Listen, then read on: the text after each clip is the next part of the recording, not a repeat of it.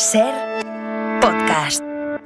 ¿Qué tal? Soy Jordi Fábrega. Hoy edición especial de Hora 25 de los negocios con un repaso a lo que nos ha deparado este 2023 en los mercados y a lo que nos puede deparar el 2024. Estamos a las puertas de cerrar el que va a ser el mejor año para el IBEX 35 de la última década, un año marcado por las continuas subidas de tipos de interés. The Governing Council today decided to raise the three key ECB interest rates by 25. FOMC raised our policy interest rate by 25 basis points. To raise the three key ECB interest rates by 25 So today we've basis increased bank rate by 0.25 percentage points to 5.25%. The rate increase today reflects our Los assessment habituales de este of Hora the 25 de los inflation negocios habrán reconocido las voces de Christine Lagarde, la presidenta del Banco Central Europeo, de Andrew Bailey, el gobernador del Banco de Inglaterra, y de Jerome Powell, el presidente de la Reserva Federal en Estados Unidos, que se han encargado durante este año 2023 de anunciar mes sí y mes también subidas de tipos de interés que son las que han marcado en los mercados este año que estamos a las puertas de cerrar. Subida de tipos tras subida de tipos en Europa, en Estados Unidos, en Inglaterra y en prácticamente todas las geografías, y estas subidas, junto con la expectativa de que están llegando ya a su fin, han convertido este año en el mejor en una década en los mercados.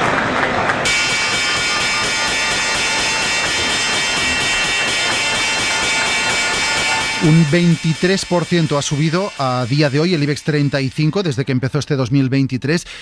Y esta subida en la bolsa española no es una excepción, porque en realidad todos los principales parques europeos han remontado, han subido alrededor de un 20%. Incluso la italiana ha llegado a ganar cerca de un 30, un 27 a día de hoy. Así que estamos, como digo, cerrando un año de récord que ha vuelto a colocar a la bolsa española, su principal índice, el IBEX 35, cerca de sus niveles más altos, superando los 10.000 puntos. Karima Garbi. El IBEX empezó el año en los 8.200 puntos y lo termina por encima de los 10.000, después de subir casi un 23%. Una subida que se concentró en el primer trimestre del año y especialmente desde finales de octubre, cuando se constató que las subidas de tipos de interés habían acabado.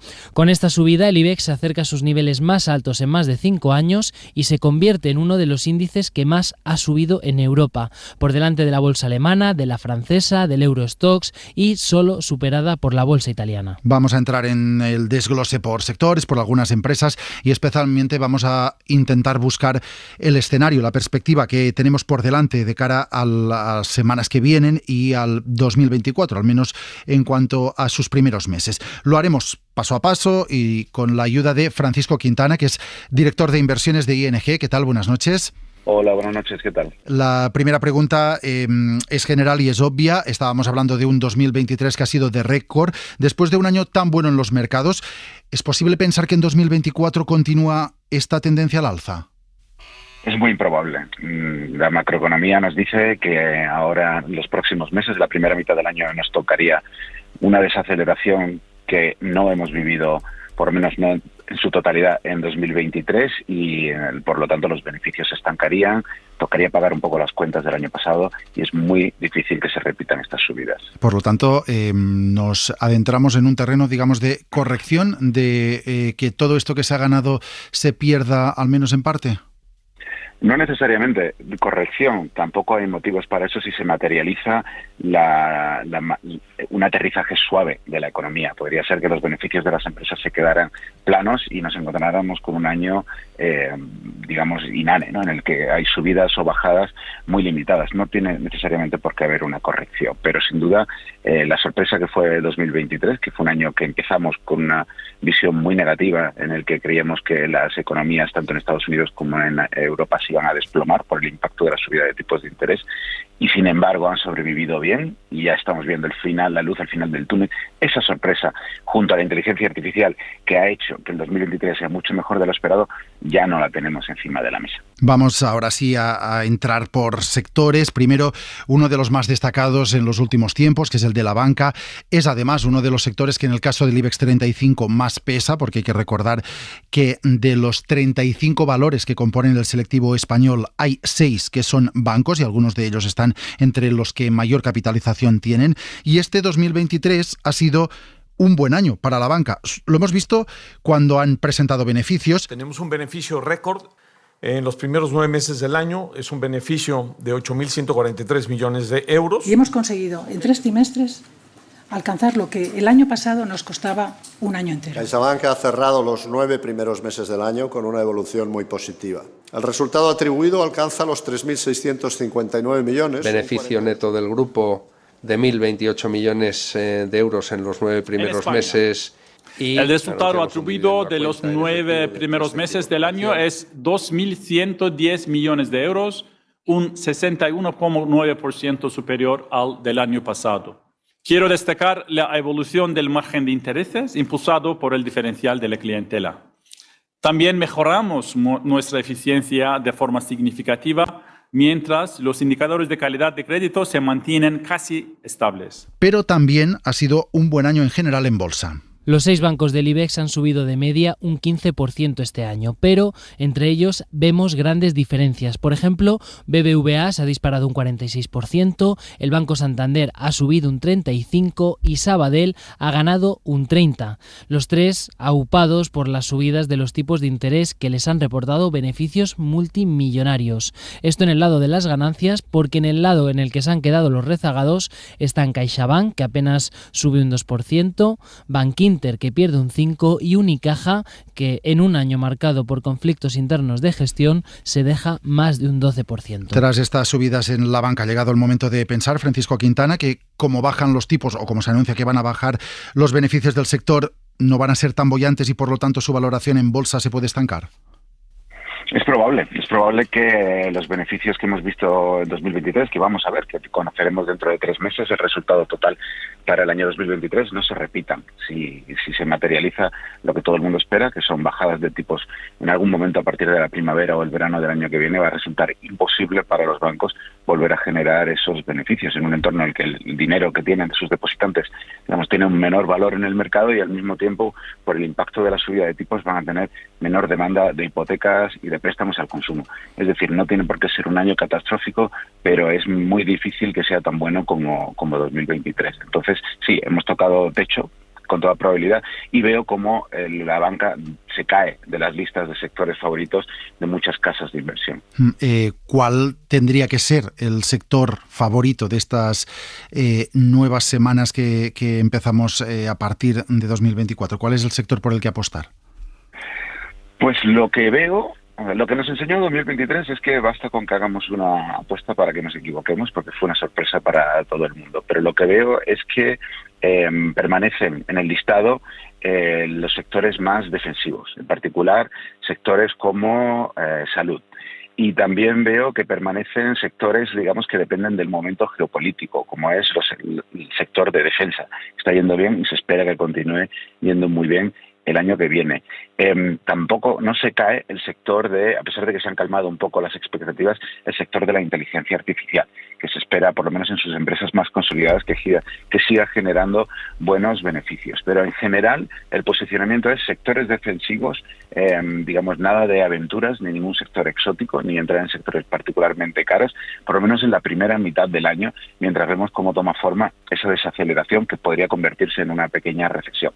A partir de ahí, la segunda mitad del año, todo el mundo espera una remontada, entonces ahí habría que cambiar, digamos, el tono y los sectores. Pero esta primera mitad del año, que es sobre la que tenemos más certidumbre, sería un momento para refugiarse bajo el paraguas. En este escenario que usted dibuja de auge de la inteligencia artificial, ¿es buen momento, por tanto, o será un buen año, o debería serlo para las tecnológicas? Es tarde para obtener los beneficios extraordinarios que se vivieron en el año 2023, pero de nuevo, esas empresas consolidadas que siguen poco a poco traduciendo los avances tecnológicos en aplicaciones de negocio, tienen mucho beneficio por generar por delante, ¿no? Pero es probable que no veamos las subidas tan abultadas que hemos visto en 2023. Yo no diría que es tarde, pero es un sector, digamos, en el que no habría que apostar una gran parte de la cartera, porque, digamos, es llegar tarde a un activo que ya es caro. Y sea caro no implica que no vaya a seguir subiendo, pero ya no es ninguna ganga. Avanzamos hablando de uno de los sectores de los que más hemos hablado. especialmente quizá en 2022, pero también ha dado bastante que hablar este 2023. El sector energético, que ¿cómo le ha ido, Karim? Para las compañías tradicionales como Endesa, Naturgy o Iberdrola ha sido un buen año en el que han consolidado los avances logrados en 2022. Este año estas tres empresas han avanzado todas entre un 7 y un 11%. Además, Solaria también va en la misma línea y avanza un 8%. En cambio, Repsol pierde casi un 9% en bolsa después de un año marcado por la bajada del precio del petróleo. También empresas reguladoras como Enagas o Redella también han perdido valor en bolsa. ¿Qué perspectivas tiene el sector para el año que viene? Las perspectivas son ahora bastante más negativas que hace un año. La desaceleración económica de la que le hablaba y que debería marcar el tono en los mercados la primera mitad del año tiene un impacto muy claro en el precio del petróleo, en general el precio de todas las energías, ¿no? Economías que crecen menos necesitan menos demanda y eso impacta directamente al beneficio de estas empresas. Por lo tanto, empresas que van a ver contracciones en su volumen de beneficio suelen caer en bolsa, no suelen ajustarse. También es cierto que estas empresas, este sector juega un segundo papel en las carteras, que es un seguro, es una especie de seguro de vida ante una situación económica que podría torcerse con mucha rapidez. Lo vimos en 2022 con la guerra de Ucrania y este año hemos estado cerca con ese riesgo con la guerra entre Israel y Hamas. Entonces, ese es el sector que más se beneficia, que más rápidamente captura esa tensión geopolítica. Entonces, siempre tiene un papel en una cartera diversificada, incluso en un momento en que sabemos que la energía debería caer de precio. Pero, en principio, no debería ser un sector estrella. Sí, ha habido un sector que sí que ha sido algo más estrella este 2023, ha sido el del turismo, porque el año ha sido el de la recuperación definitiva tras la pandemia. Voy a Lanzarote a ver a la familia de mi mujer. Vamos a ir a la zona de Pontevedra, Galicia, y nos va a valer prácticamente igual porque tenemos casa allí. Pues me vine a Madrid un fin de semana a ver a mis amigos de toda la vida. Y a primeros de julio, una semanita, y estuvimos en Huelva, en Ayamonte, y nos lo pasamos genial. Alguna escapada corta a algún sitio de España, a la playa, a la montaña. Esto es lo que nos decían muchos de los españoles que pensaban o se habían ido ya de vacaciones en verano. Enseguida vamos a hablar precisamente de cómo el sector afronta estas vacaciones navideñas, qué perspectivas hay para saber si esos buenos datos de verano se alargan y también en Navidad se recuperan los hábitos viajeros que teníamos antes del coronavirus. Pero antes, Karim, en bolsa también este ha sido un buen año para el viaje. Con subidas de más del 30%, los valores vinculados al turismo cierran un buen año. Desde las aerolíneas como SIAG, que sube un 32%, a las empresas hoteleras como Meliá, que sube un 34%, o las que gestionan reservas y viajes como Amadeus, que ha subido también un 34%. Esto ha sido posible por unas perspectivas económicas buenas. Ahora que entramos en ralentización y que hay algunos de nuestros mercados, como por ejemplo el alemán, con la economía totalmente parada, ¿puede Francisco Quintana el turismo seguir tirando en bolsa? Pasa un poco como con otros sectores como el tecnológico, que es que probablemente ya se llega tarde a la revalorización de las empresas turísticas. El sector turístico ha tardado 3 años en recuperar la velocidad de crucero que tenía en el año 2019. Ya estamos ahí, por fin se ha alcanzado. El volumen de turistas que llega a España y en general a los destinos turísticos europeos ya se ha recuperado. Con la inflación, eso supone que tienen un 20% más de gasto. Ese beneficio se lo están metiendo en el bolsillo las empresas turísticas, pero los inversores ya han llegado. Y a partir de ahora lo que se espera es, digamos, el crecimiento orgánico. Un crecimiento del 2, 3, 4% anual. Entonces ya deja de ser un sector extremadamente atractivo a un sector estable, si no pasa nada. Entonces sigue teniendo sentido, pero de nuevo, ya no son la ganga de hace 2 años. Hay otro sector que ha destacado por lo bien que le ha ido este año, es el de las empresas de construcción, inmobiliarias y también de infraestructuras. Salvo Acciona, que pierde un 22%, el resto de empresas del sector sube bastante en 2023. Por ejemplo, Ferrovial, que este año sacó su sede de España, gana un 33%, un 21% SACIR y alrededor de un 15% suben Merlin Properties y Acerinox. Colonial también avanza un 9%. Y sin entrar ya en el detalle por sectores, si hay una serie de nombres protagonistas del IBEX este año, uno de ellos es Inditex, que es uno de los valores, de hecho el segundo valor que más ha subido, más de un 56% este año. No sé hasta qué punto, Francisco Quintana, podemos esperar que estas subidas, en el caso de Inditex, se mantengan. Bueno, nosotros no hacemos análisis de activos individuales, de empresas individuales, pero Inditex, digamos, ha podido disfrutar de la recuperación de la sorpresa que ha sido la fortaleza del consumo a nivel mundial. En los años 2022 o 2023 ha sido uno de los valores que mejor lo ha capturado eso. Las previsiones a partir de ahora no son que el consumo se desplome, simplemente que el consumo se estabilice. Ya ha terminado el proceso de normalización, ya se han usado todos los ahorros extraordinarios que se acumularon durante la pandemia, ahora entramos a velocidad de crucero y eso debería suponer también una estabilización en el precio de este tipo de empresas. Pues Francisco Quintana, director de inversiones de ING, muchas gracias por su análisis, por ayudarnos a hacer una perspectiva de lo que nos viene por delante. Buenas noches. Buenas noches, un placer. No hemos hablado en este repaso de uno de los nombres de las últimas semanas, que es el de Telefónica, una de las empresas protagonistas de los movimientos accionariales, que también termina este año con subidas. La empresa termina subiendo un 7% en un 2023 que ha estado marcado por los cambios de accionistas y por la presentación de un nuevo plan estratégico. La entrada de la empresa saudí STC y el anuncio de que la SEPI se va a convertir en el primer accionista de Telefónica han sido los principales motores de estas subidas. Este es el balance y estas son las perspectivas de cara a futuro, por sectores, por algunas de las empresas destacadas dentro del IBEX 35 tras un año históricamente bueno en los mercados, de hecho el mejor de los últimos 10 en prácticamente todas las bolsas.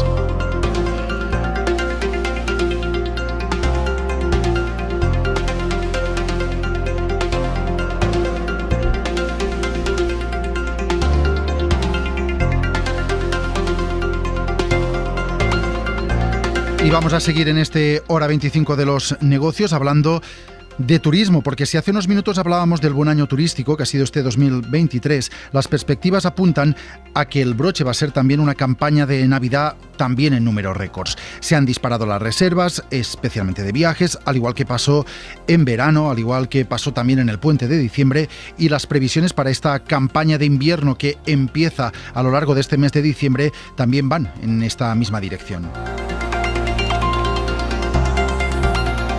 Y entre los destinos favoritos, al menos para estas fiestas navideñas, siguen estando especialmente las grandes capitales, tanto en Europa como también dentro de España. Edu Hernández, buenas noches. Buenas noches, Jordi. Madrid y Barcelona se sitúan en el top 10 de destinos más buscados a nivel mundial para pasar las Navidades. Son datos que ha recogido la plataforma Booking y señalan que para los turistas nacionales e internacionales, los destinos favoritos en España que siguen a estas dos ciudades son Sevilla, Málaga, Valencia, Granada y Benidorm, entre otros.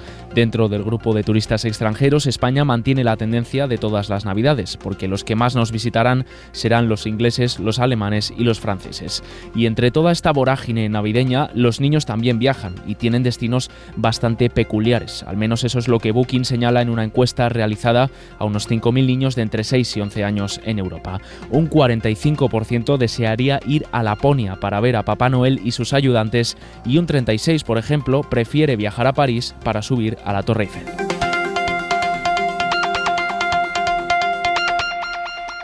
Ricardo Fernández es director general de Destinia. Buenas noches. ¿Qué tal, Jordi? Buenas noches, ¿cómo estás? Los datos que ustedes manejan desde Destinia, no sé si también refrendan esta sensación, este ánimo de que estas Navidades se está viajando, al menos más que en los últimos años. Totalmente, y la verdad es que este año nos estamos cansando de dar buenas noticias, pero el invierno, vamos, las Navidades pintan fantástico. Ahora mismo tenemos un 57% más de reservas para este periodo de las que teníamos el año pasado. Es cierto que si lo comparamos con 2019, el último año antes de la pandemia, estamos únicamente un 3% por encima. Entonces la lectura es, oye, por un lado hemos recuperado todo lo que teníamos antes de la pandemia, ya sin duda, y va a ser unas Navidades casi de récord. Estamos hablando de qué tipo de viajes, viajes cortos, a destinos a destinos lejanos, destinos cercanos. ¿Qué tipo de turismo se mueve más por estas fechas? La realidad es que la gran mayoría de los desplazamientos son desplazamientos familiares dentro del mismo país, o si nos movemos de país a sobre todo a grandes capitales europeas, si pensamos en el español, y son trayectos que normalmente nos llevan más de 3-4 noches, para celebrar la Nochebuena, la Nochevieja.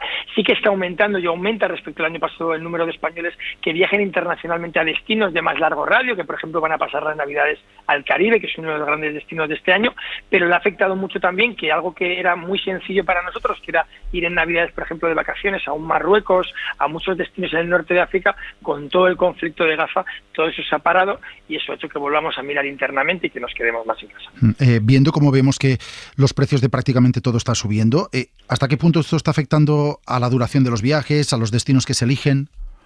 Hemos notado, o sea, el cliente no está siendo nada sensible este año al precio, la gente sigue reservando. Durante algunos momentos del año, sobre todo en verano, que las reservas medias son de más noches, sí que hemos notado que el cliente trataba de mantener el gasto total y por eso reducía el número de noches, pero en estas Navidades no va a pasar. Estamos viendo un comportamiento muy similar al del año pasado y muy similar al que teníamos antes de la pandemia. La gente ha asumido que tiene que gastar un poquito más y también es cierto que Navidades, como tradicionalmente es un periodo que ya es más caro de por sí comparado con el resto del año, la inflación se nota menos en comparación. Hay subida, pero hay menos subida en proporción de la que hemos tenido en el resto de momentos del año.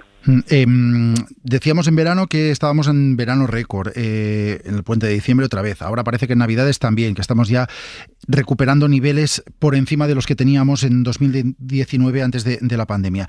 No sé si con todos estos datos ustedes auguran que ya estamos en una recuperación 100% y que el turismo a partir de ahora va a estancarse o puede seguir creciendo. Mira, los datos que teníamos en el destino de España, Jordi, hasta septiembre, hasta 30 de septiembre, era que ya habíamos alcanzado el nivel de turistas internacionales, por ejemplo, que teníamos antes de la pandemia. O sea que seguramente este año vaya a ser en el que más turistas internacionales recibamos de toda nuestra historia. Y la realidad es que todo lo que vemos a nivel reservas para 2024 hasta verano lo vemos en números muy, muy buenos. Es cierto que eso es lo que tenemos en los libros ahora. Habrá que ver luego las cancelaciones, ver qué ocurre. Sabemos que estamos expuestos a todo el contexto macro, a cualquier cosa que pueda ocurrir, pero las perspectivas del 24, al menos de la primera parte del año, son fantásticas y luego habrá que ir viendo. Sí, porque las perspectivas, digamos, macroeconómicas o de los grandes economistas sí auguran que habrá un parón en el crecimiento de la economía, en el consumo de los hogares.